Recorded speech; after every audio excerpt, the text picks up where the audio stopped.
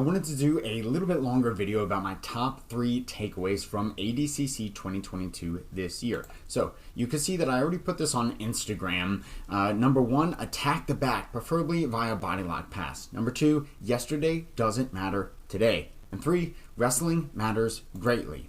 So I'll take this a little bit further with people who've done a better job than me. If we look at submission statistics from ADCC, we can see that 5 submissions comprise more than 80% of the total finishes this year.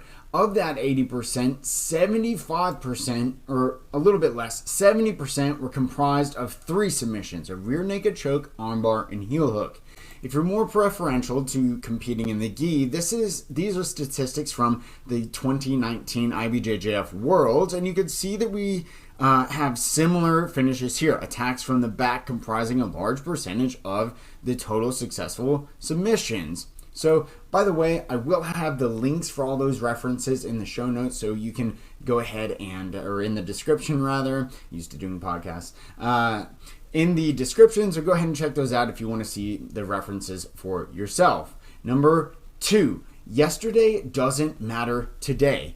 We have several upsets and 8 new champions in both the super fight, the absolute, and every other weight class. So, of note, Gordon and Kynan technically are returning champions. However, they swapped weight classes, so, there's a little bit of technicality there. But, like I said, they are new champions in those divisions. Yuri Simones is, of course, the newest absolute division champion. And then we have our regular weight class, our other weight classes that all have new champions as well. So, of the 7 seeded ADCC divisions this year, 5 of them, that's over 70%, the number 1 seed didn't even make it to the finals. So in 70% of seeded brackets, the person picked to win didn't even make it to the finals. That's something you should pay attention to.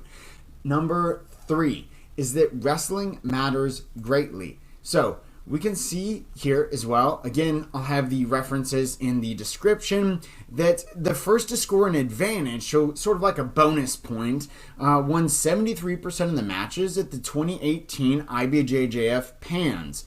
It is even more at the Grand Slam tournament.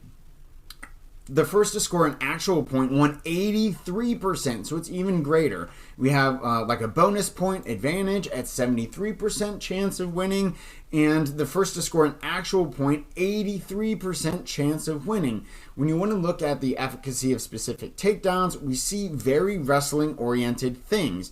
Things like a double or single leg from a failed takedown or not, a sweep single, an ankle pick, either from a guard pull or not, kochigari, which is sometimes used as a variant of a double leg takedown, and kataguruma, which is essentially a fireman's carry. So we have 2, 3, that's 5, and that's not a wrestling takedown. Double leg, 2, 3, 10, 15%, plus 20%, 35. We have about 50% of the most effective takedowns in jiu-jitsu coming specifically from a wrestling orientation. So that's what I wanted to cover. The top 3 takeaways from ADCC 2022 for me are that you should attack the back, preferentially by a body lock pass. Number 2, you must be able to wrestle, and you must not rest on yesterday's laurels. Keep rolling, guys.